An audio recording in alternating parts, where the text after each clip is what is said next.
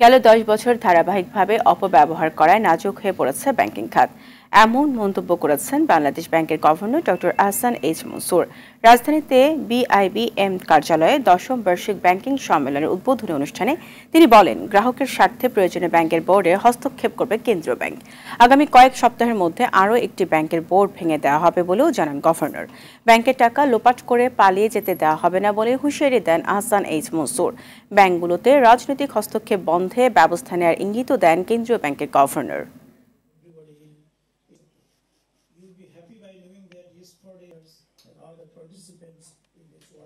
Well, we have the two challenges.